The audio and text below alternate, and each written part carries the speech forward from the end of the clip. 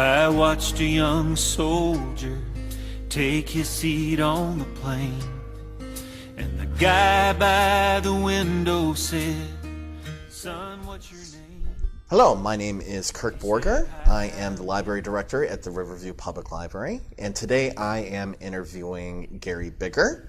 Thank you for coming in, Gary. Thank you. Gary has been a Riverview resident since 1985, and I'm going to talk to him about his experience in the military during the Vietnam era. Gary is a Vietnam veteran, and again, I'd like to thank you for coming in today. You're more than welcome. Thank you for inviting me.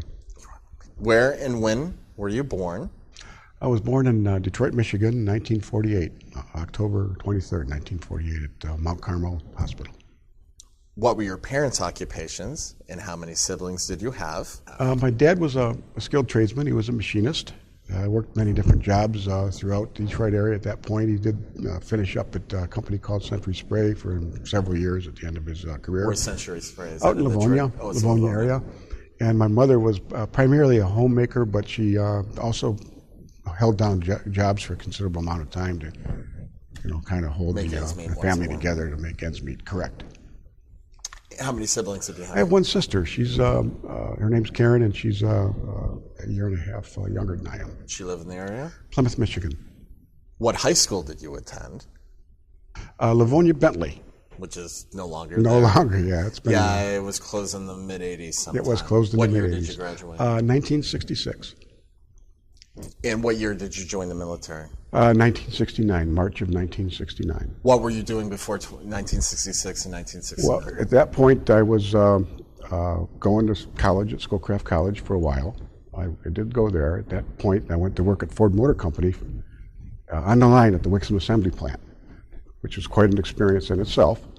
At that time, they didn't have the training they have nowadays. Jobs were more plentiful for the young fellows at that point, out of plants everywhere. Money was good, so the temptation was to continue working. What were you doing there? At Ford Motor, Yes. I was working on the assembly line and the body shop, putting on body sides. It was a tough job.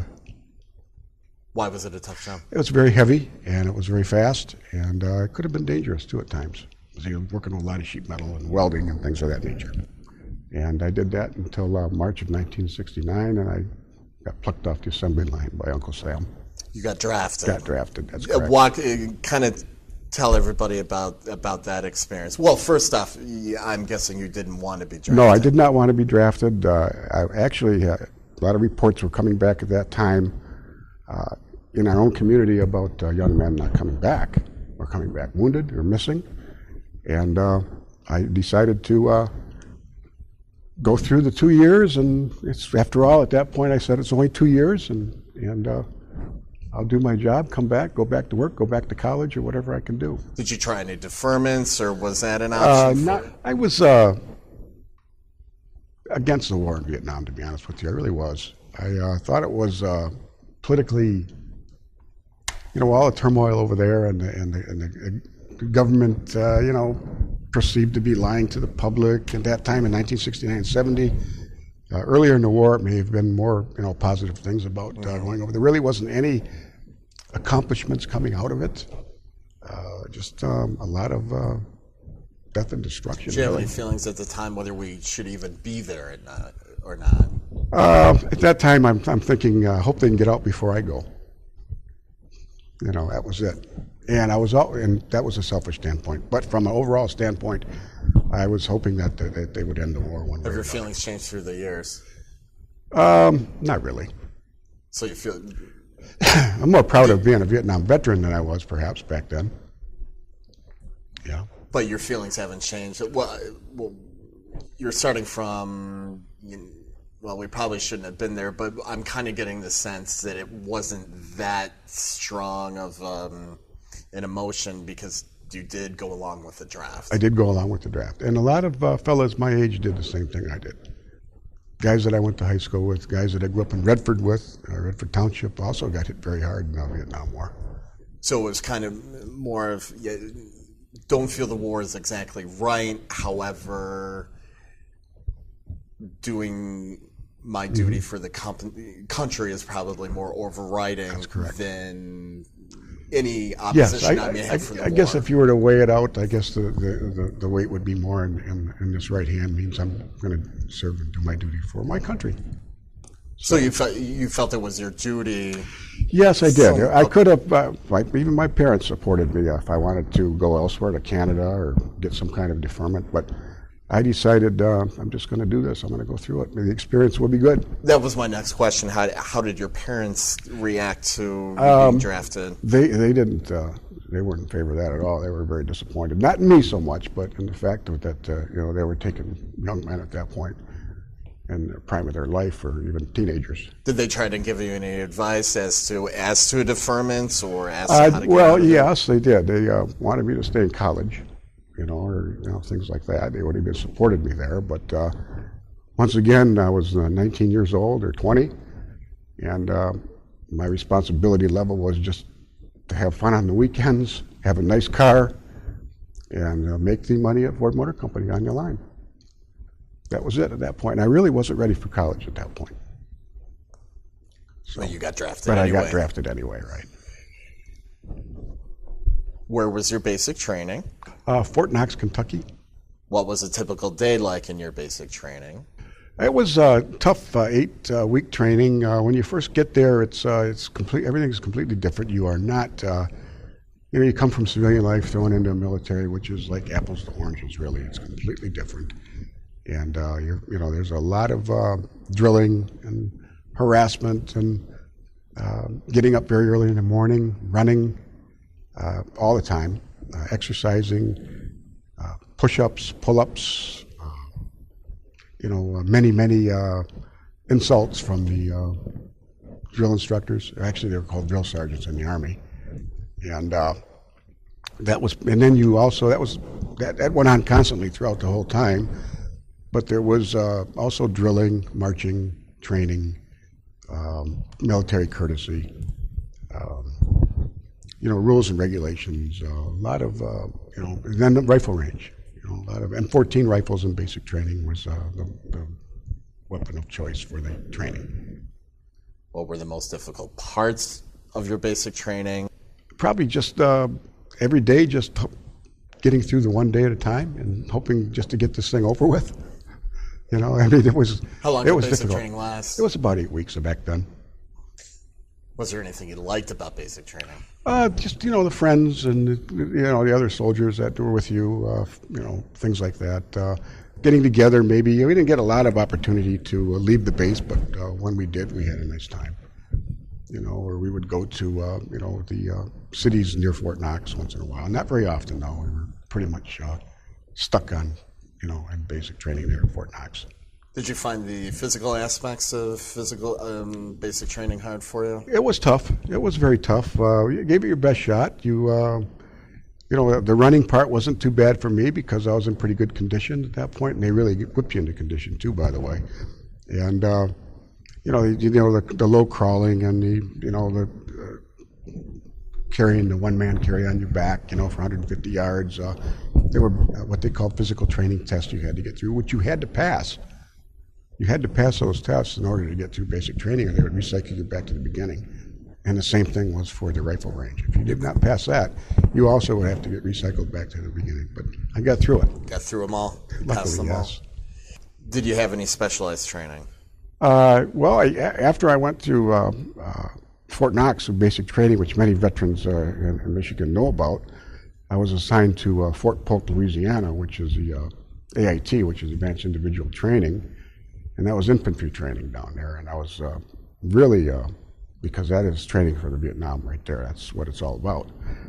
And that was even tougher. It was 9 weeks of training that was even tougher than basic. So as I went through, I was in the heat of the summer too, in the summer of 1969 in Louisiana, and it was hot like Vietnam, if not more so. It was What bad. made it tougher than basic training? Well, because of the heat and even more marching, more drilling, a lot more rifle range, machine gun training, weapons training, things like that. It was just, basically you were trained to be a soldier to kill the enemy. And that was what it was all about down there. And I didn't agree with it, but I went along with it because, once again, I had my 2 years to put in and get out. Your specialized training was the advanced infantry training? Then after that, I qualified for what they called NCO school, which is non-commissioned officer school in Fort Benning. Georgia? Fort Benning, Georgia. And there was a handful of guys from my company who, went with me there. And I thought of it at that time as, hey, it's another 12 weeks. I'm going to avoid going to Vietnam, 12 more weeks. So, and it turned out my whole AIT company from Fort Polk was assigned to Europe as APC. So I went to Fort Benning and went to NCO school, which is once again, all the harassment, all the training. I was kind of tired of it. But there was another opportunity that came up when I was at Fort Benning, and so I dropped out of NCO school, and I went to what they called scout dog training. I heard about the scout dogs. I like animals, had dogs growing up, and so I stayed right there at Fort Benning for another 12 weeks training German Shepherd. His name was Rommel, and he was donated by, I think, some Austin, Texas, somewhere, I think, according to, and given a military number, and he was about 2 years old. Most of the dogs in our unit were, in our training unit, were like between 2 and 4 years old at that point, young dogs. What exactly would you train them for? It was a different than what you might think of a German Shepherd. They were not sentry dogs. They were not vicious, although they could. They would protect you, but they were trained primarily to alert enemy presence. The training was putting out decoys in the field, human decoys, and we would, because of their sense of smell, their acute hearing, and their eyesight, they were valuable to hopefully save lives, in Vietnam. And even to this very day, they're used extensively. How long was that, the dog training? That was 12 weeks there, and then I got another opportunity. I was selected to go to the off-leash school, which was another 12 weeks. I was pleased to hear about that because I had an opportunity to keep the same dog and get more camaraderie with him. He was my friend, and we would train off-leash with motion, hand signals, and he would run in front of maybe 15 yards in front of the patrol, and you would keep a close eye on him to make sure that if there's any enemy presence out there that he would alert. And he alerted by just different signals. When you get to know your dog, you know when he alerts. Typically the nose would go up in the air, and he would smell something in the area, or he would stop and look. Or it's also alerted to booby traps too, tripwires. Things that went through that training as well. Would they smell the tripwires? No, How does that work? Well, they could actually sense it through their hearing and the wire itself. Because of the vibration? Vibration, that's correct. That's exactly correct, vibration. So you fly over to Vietnam what year? That would have been early 1970, about the spring of 1970, March, April timeframe, right around in there. I'd have to look at my DD-214, but it's right around that time frame. Can you tell everybody what a DD-214 is? That's your discharge papers. It's a military number for the DD-214. It tells you, what how long you're in the service, what units you served with, what rank you were, and any awards that you received. Where were you deployed initially in Vietnam?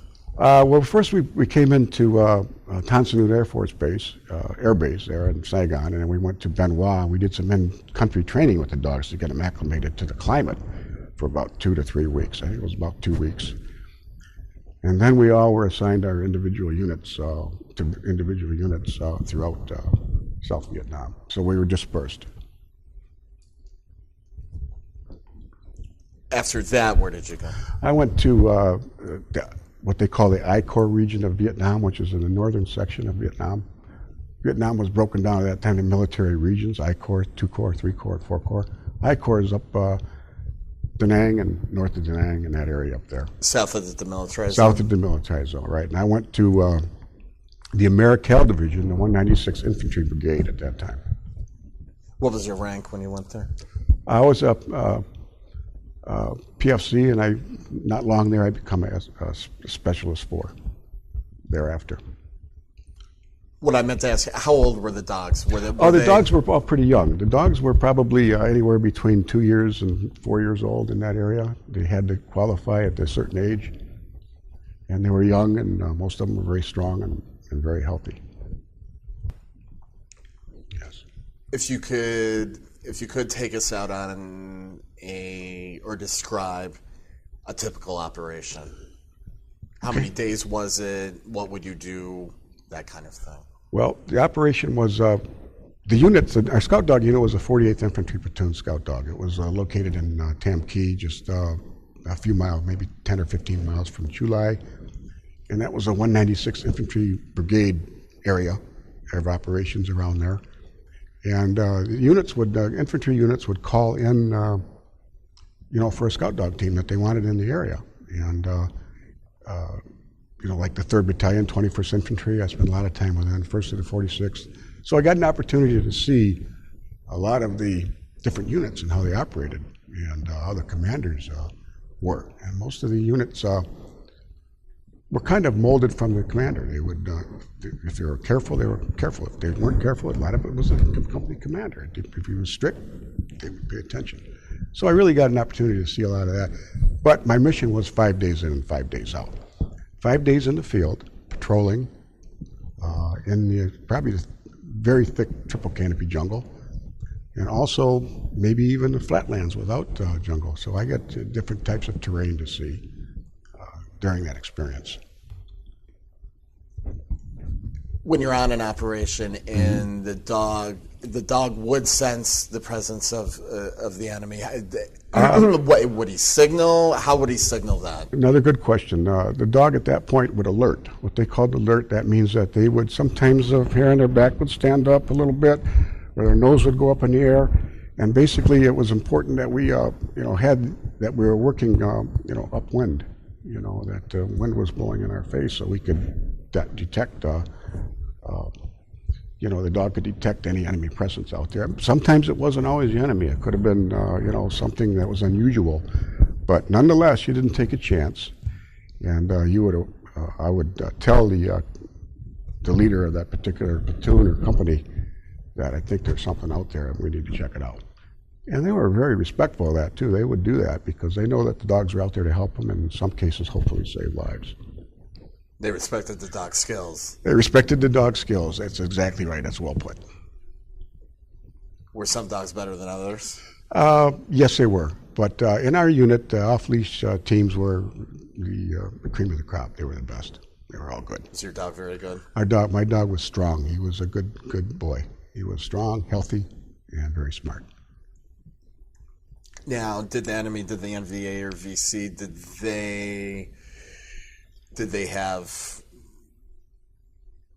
they try and shoot the dogs? Did they try to give them, I don't want to say special treatment, bad special treatment? Well, little did I know at that time, I just found this out in the last 10 years or so, there was actually bounties that the NVA would put on the trying to kill a scout dog team. So they respected the dog skills as well. They did, and they knew that if the dog was out there, that it would give their positions away too if they were lying in ambush, waiting for an American unit to come by. American units were, with the exception of a couple units, were very noisy and loud in the field. And they knew where we were at all the time. So, if you could tell me a little bit, or what you would like to, when you were deployed for those 5 days, what were your emotions like? Did they swing back and forth? Yeah, it was swing back and forth. Primarily just get through one day at a time and hopefully don't see any action and get in and get out and both of us come back healthy.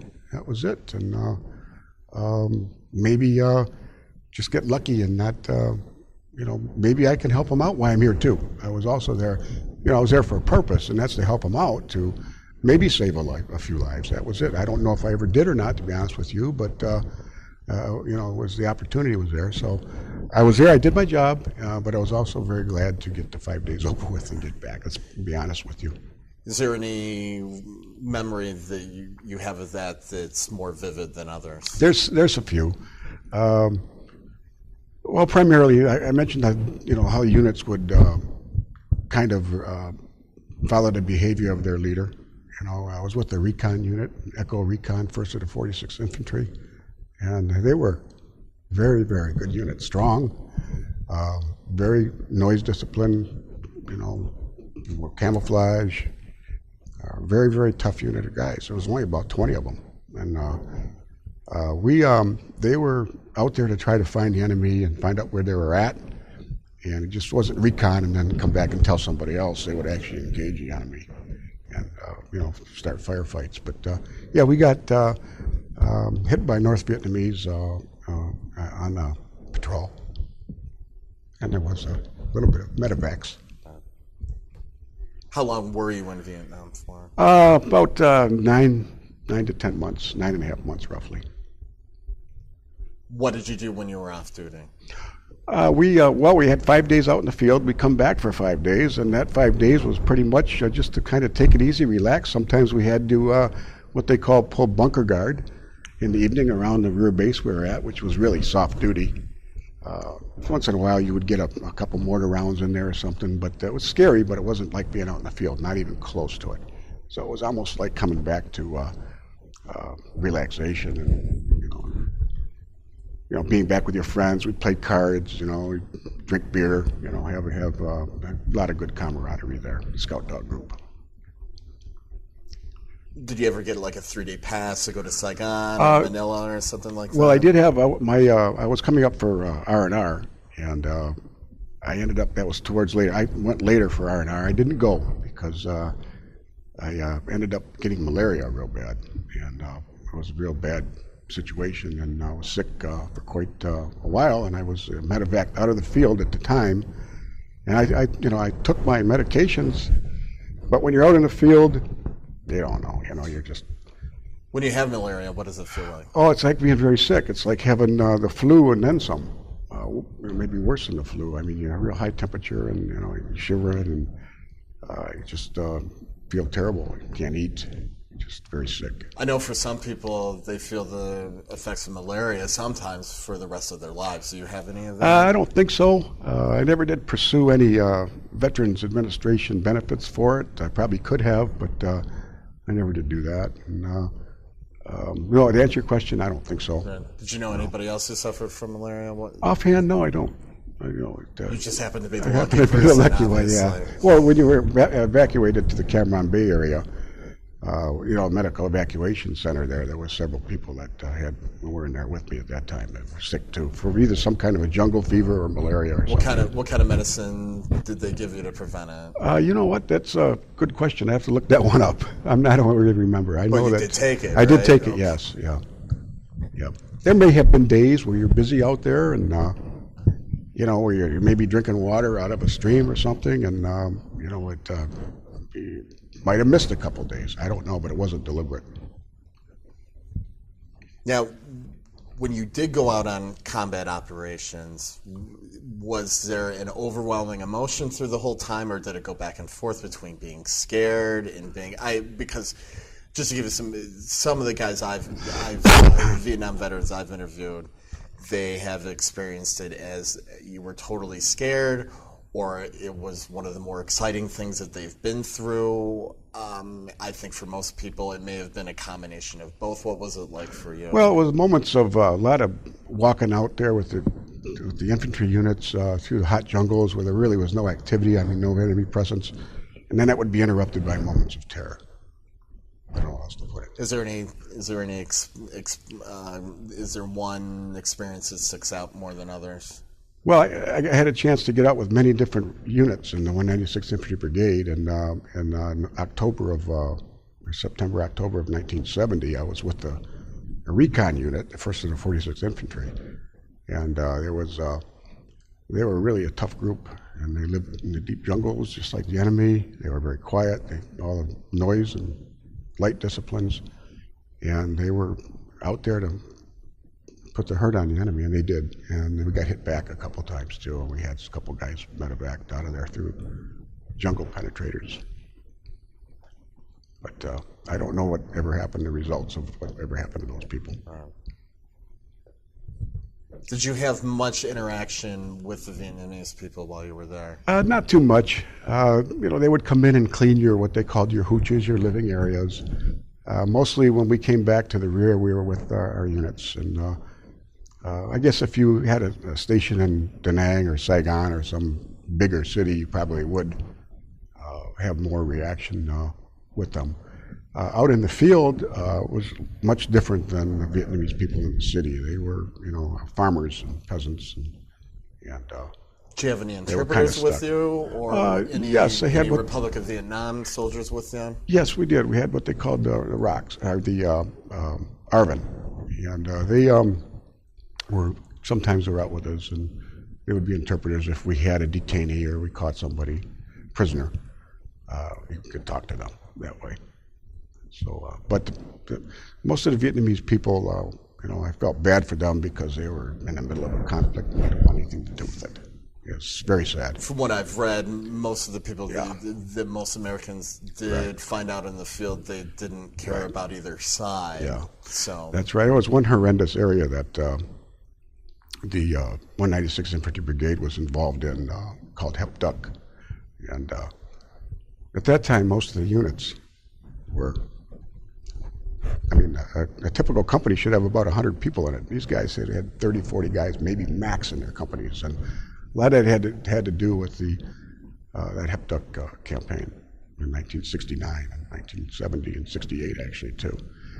But the infantry units did not get the attention or the supplies. It was all pilfered before they got there. Everything from jungle boots to food to the guys in the field paid a heavier price than our country knows. Who was stealing it?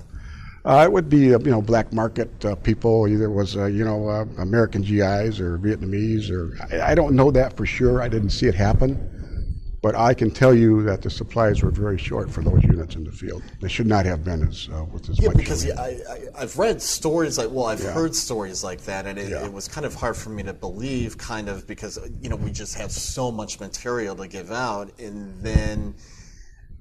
You meet somebody like yourself, but we just didn't have the supplies, at the end of the supply line, the supply chain. I personally had them because I had to carry about 50 or 60 pounds of equipment and water, ammunition. I had what they called a CAR-15, which is a smaller, like an AR-15 rifle, and where the actual grunts or the infantry guys had to carry 50, 60, 70, 80 pounds of equipment. And they were living in rags, many of them. They never got equipment, and never got new uniforms, new boots, new socks, and it's really inexcusable for a country as rich as we are. And you just have to surmise that that happened because of the people that were corrupt. I don't know that for sure, and I don't have proof of it, but I think if you were to talk to other infantry guys, they would tell you the same thing. Yeah. You received a medical discharge then? No, I got an honorable discharge. Okay. I got an honorable discharge, from Vietnam, and went to, I was in Cam Bay recovering from the malaria. Had about a couple months to go in my tour duty, and the doctor came by and says, well, there's no reason to send you back out in the field. We'd like, if you want to go home, you can. So I says, okay, go my arm. And you flew back home? Did you fly back home on a medical? It was a medical evacuation aircraft. Yes, it was. There were guys in there that were wounded on that plane. And, so what I had was nothing compared to most people. How did you stay in contact with your friends and family? Well, I kept through letters. That was a private. You didn't have the internet and didn't have access to telephones then. So I wish I would have wrote more to friends and relatives. But that was my next question. I did write a lot. How often did you write? My mom and dad were my best friend back then, and my sister. What kind of sense did you get from their letters? Were they scared for you, or they may not even? No, they weren't. If they were scared for me, they didn't express it on there. But I'm very positive that they were. They were very, very worried about that, because we just in Livonia, which is a nice area. out near the New Biggar Road where I live, we had, I can think of 2 guys who were killed over there, and another guy who was missing in action is pronounced dead, and another guy who lost his legs in the Marine Corps. So that just got hit. All the communities were hit at that time, and it was bad, just about everywhere. Every community had that experience. When you flew home, when you came back to the United States, were you still in a hospital? When we came back to Philadelphia, at the Valley Forge military hospital there, kind of like the Ann Arbor facility or Detroit facility, and they treated me there a little bit, and I got my discharge papers in December of 1970. Honorable discharge with the DD-214, which is your discharge papers. Different awards you got: Army Accommodation Medal, Combat Infantryman's Badge, what unit you served with, those types. And you went back home after that? Went back home after that. Everybody was happy to see you? I think very much, I hope so. And it was likewise. Mm-hmm. Did they have a party? Did they know you were coming? I know some guys just did Oh, no, they knew I was coming. I stayed in close contact through letters with my family, and my sister and my mom and dad. And, didn't have a girlfriend at the time, but I did, stay close with my family and friends. And ended up coming back to a nice reception. Actually, my aunts were with me. A couple of them have passed on now. My mom's passed on, but that was really something to have them welcome me at the Metropolitan Airport coming home at that time. Did you miss the dog? I did miss the dog. Rama was a good friend of mine, and at that time, unfortunately, the military considered dogs just another piece of military equipment. That was actually true. That's what they did. And they were not allowed to come back to home. They didn't evacuate them. So we got assigned to another person in the unit that I was with who took my place, apparently, or somebody else. After that, no one really knows. There's a website out there, got the dog number there. That was assigned to another dog handler, and from there, I'm not sure what happened after that. Still think about him? Oh yeah, I got some good pictures of him, things like that. A lot of Vietnam veterans that I've talked to and you read about, they did not receive the most warm reception when they came home. Mm-hmm. Did you have any kind of experience with that? No, I did not. And in 1970, I was still proud to be a soldier, but I was also happy to get the uniform off as soon as possible. And plus, your experience was a little different. You didn't. Right. You didn't. Oh, come absolutely. home. You didn't come home and walk off the airplane in San No, Francisco with that's, your uniform on and that. That's kind correct. Of thing. No, I did not come through San Francisco, Oakland, or any of those areas. You may have had those experiences if that was the case. Undoubtedly, I would have, because back in 1970, it was a lot of turmoil in this country and disagreement over the war in Vietnam and things like that. Right. What was the transition process for you from military to civilian? Did you get a job right away? Did you go to college?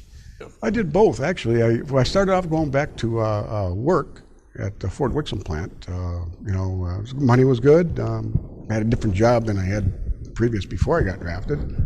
And then decided I could have taken 2 career paths. I could have stayed at Ford at that time. They had opportunities in there and, different functions and quality control, things like that. But I decided to go back to college, and I went back and joined a company. Actually, I never really used a GI Bill. I should have, but I never really did.